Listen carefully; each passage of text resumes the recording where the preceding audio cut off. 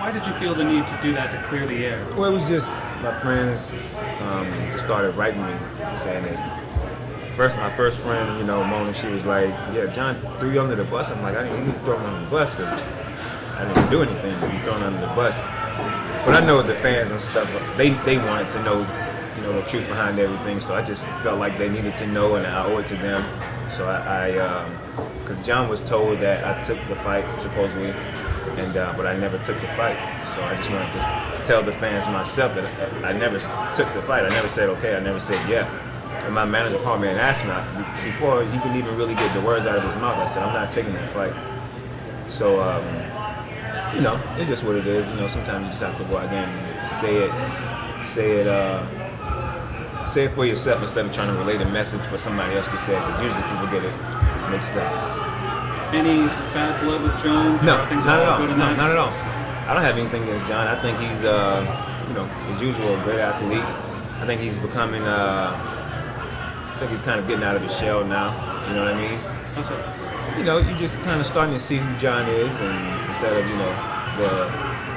when he first got in the league, everybody kind of puts on that mask, so you don't know who they really are, and you're starting to see who John really is, and everybody's starting to figure out that he's human now. He does make mistakes, and just being a human. That's all. Do you think that's going to make him more popular? No idea. Everybody loves a bad boy. You know what I mean? Everybody loves a bad boy. Everybody loves a good boy. John is just John, and his fights make him who he is. As far as what the public sees. You know what I mean? He's still gonna be popular no matter what. What about you? Are there any misconceptions about you that you feel like you have to? No idea. I mean, people can think what they want to think about me. I'm gonna live my life to the fullest. I know who my real friends are. I know my family has my back, so I'm not worried about anything. What did you think when they said Logan St. Preux? What do you think of that fight that's coming out? Oh man, OSP is dangerous. He's very basic. He's not flashy. Big boy, powerful. But I think it's a great matchup as far as like size-wise and as far as being an athlete. I think he's much more athletic than John. But I don't think he's a better fighter than John. John has been out there, he's faced them all. This is OSP's biggest challenge right now, ever. This will probably be the biggest one he'll ever face when it comes to mixed martial arts. Like I said, John has seen it all before, so I just think John's going to go out there and just be John Jones, take his time and do what he does best, win fights. What do you think about the UFC's decision to make that fight an interim title fight? I think it's, I don't agree with it. You know what I mean? I think they're giving away interim titles way too fast. I can see if the fighter is out for, I think they say the new rule is like if you're not having fought in 6 months, they do an interim title. I'm like, dude, give the guy a chance to actually recover. You know what I'm saying? Give him at least a year. You know what I mean? I think that's just crazy. Because at the end of the day, it's not the real title. You're still in second place. I mean, I don't want to fight for an interim title ever. I just think it's a fake belt.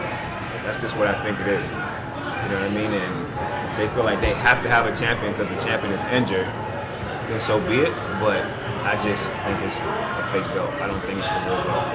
You're right there right now, kind of just waiting for that title shot. Is there any kind of disappointment for you in the realization that making that an interim title fight, let's say OSP was to get past John Jones, he's going to get the next crack at Daniel Cormier? That's fine. That gives me more time to get better and prepare for whoever I have to face next. That's the way I see it. I don't see it as an opportunity blown, anything like that. I see it as that's more time for me to get better. So when I go out there and fight for the title, I have no excuses. I had all this time to train and prepare for anything possible. So I just see it as my chance to improve. So you don't feel like there's any rush on your part to get there? Not at all. Not at all. Why not?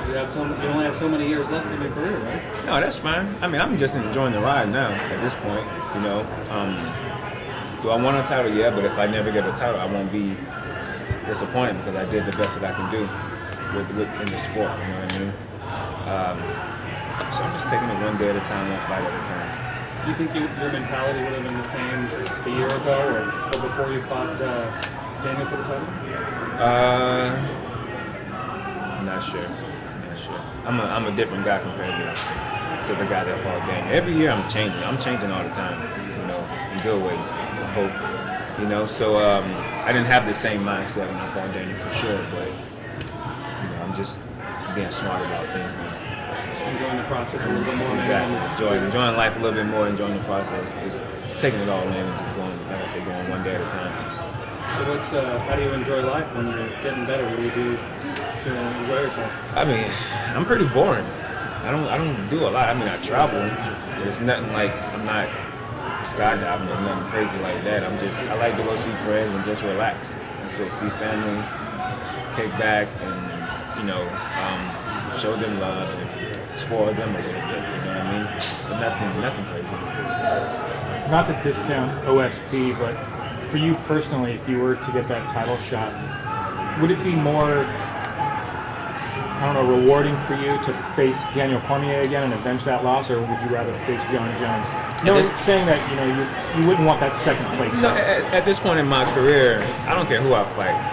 At this point, I'm in the top 2. You know what I mean? Top 3 guys in the world. A fight is a fight at this point. I should be able to be prepared to fight anybody and everybody at this point. So it doesn't matter if it's OSP, Joe Schmo, DC. It doesn't matter, John. It doesn't matter. I just have to be there and fight. It doesn't matter who I fight. Do you see yourself fighting in heavyweight in the near future? Before I retire, I'll fight against you for sure.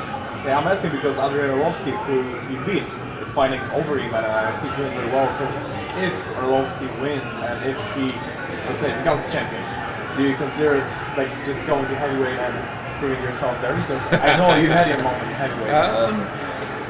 I mean, if he becomes champion, that's good for him. But we had one fight. I didn't have to go through anybody to get to heavyweight. It's kind of just happened. It's a lot of big boys at heavyweight, so I mean, I have to sit down and think about it, you know, who I want to fight. But honestly, at the end of the day, I'll fight them all. I don't care. And speaking about Overeem versus Arlovski, you fought Arlovski, and Overeem is your former training partner. So who's gonna win? I don't know. I mean, I haven't trained with Alistair in 2 years or something like that. I haven't fought Andre in 3.5. Both guys are extremely strong. I don't think people realize how strong they really are. I mean, Alistair, you look at him, you can tell he's strong. But Andre he's a bull. If you want to go by who has a better chance at winning with just a strike, I would give it to Alistair. But Andre I think he has more heart. If you want to go by who's overall better fighter, I would go Alistair. You know, with the mentality that you have, you know, with you really don't care who you fight, because so many people are focused on, I have to beat this guy to cement my legacy. I have to beat this guy. You know, what advice could you give other people, or do you think other people should take the stance that you take, where don't focus so much on the person, it's getting that belt and being the champion and being the best in the world? Yeah, just use the time that you have wisely and get to the top the best way you can. To me, I used to think that Conor McGregor talked his way to a title. That's what everybody thought, because they felt like he hadn't faced anybody in the top 5 or top 10 really to get to the title. And look where he is now. You know, he's the champion. He beat the pound for pound guy. He did what he had to do to get to the title. So I just think guys should do what they need to do. Be smart about their career and get that gold strap and make as much money as you can. Because that man's definitely pulling in those bucks. He paved the way for us to get paid more. That's for sure. So thank you, Conor. Watching Conor go from welterweight up to go up to fight Nick Diaz, and you know, talking his way up there and stuff, and what ended up happening, does that make someone like you kind of second guess maybe moving up to heavyweight? And you know, does that second guess your confidence moving up in weight at all? No. I think Conor, you know, when Conor lost, you know, I mean, people made the excuse, oh, he fought out of his weight class and stuff. So what? People fight out of their weight class all the time. If Conor would have won, the world would have been so excited. But now that he lost, people want to make excuses that he lost. I mean, it doesn't matter what weight class you fight, as long as you go out there and fight and do your best. You know what I mean? Conor is a confident man. Makes a confident man. So I respect both of them for taking that fight. You know what I mean? And you can just tell Conor's not scared. He went up 2 weight classes to fight the man. He's still gonna fight a man his same weight class, you know. So I mean, kind of said some crazy stuff sometimes, but I have so much respect for him. I think he's doing everything the right way. And he did something you did. There's not a lot of fighters who find, as much success going up one weight class, let alone two. That cut to 170, I'm sure, was killing you. Do you wish that was something you could have done earlier in your career, or do you think you had to go through what you did to realize that was where you belong? Yeah, I had to go through it earlier in my career. Because if I hadn't, I see it like this: if I hadn't fought at 170, I wouldn't be who I am right now at 205. If I would have went up to 185 or 205 early in my career, I probably wouldn't be sitting here because I wouldn't be the same guy. I wouldn't be the same fighter. My mentality, my style might have been, my career would probably definitely be up and down. You know what I mean? I would be one of those maybe fighters, not, I am a fighter. I'll probably be one of those maybe fighters. You know what I'm saying? He's all right. Not that he's good, he's tough. You know what I'm saying? He's talented.